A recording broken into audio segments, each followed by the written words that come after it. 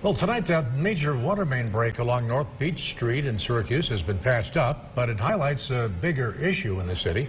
Well, that particular neighborhood was just one of many that are on the city's list to be fully updated. News Channel 9's Julia LeBlanc joins us live. And Julia, the city has a long list of fixes planned. Is that correct? That's right, Nicole. The city already tackling yesterday's water main break after working through the night. If you take a look now, you can barely see a trace of the problem as they already paved the road over. And it's actually a problem area that the city has flagged as one of the riskiest water mains in the city. The orange mains, which are 101 to 500. Then you have red mains, which are the top 100 riskiest. And then the blue dots are places where we've had breaks. This map shows the top 500 riskiest water mains in the city of Syracuse. The one on North Beach Street, the site of yesterday's break, is on this list. When we say at risk, we mean that there is a high likelihood that they could break.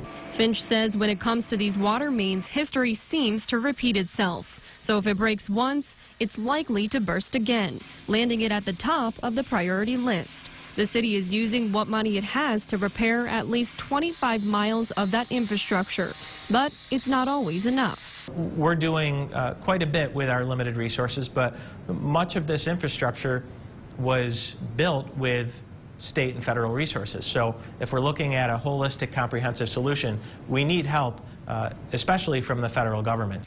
Part of the plan right now is to add sensors underground so we can detect a break before it happens. Though costly, it's necessary. It's about people's livelihoods.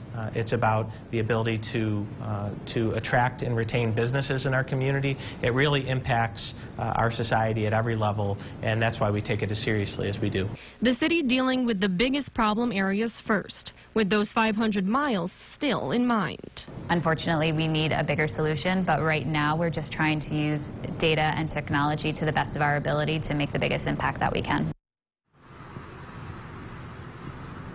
Now, if you're wondering how much money the city has to dish out in order to repair one of these water mains, on average, it's about $7,000 or more, and that's just a temporary fix. Live in Syracuse, Julia LeBlanc, News Channel 9.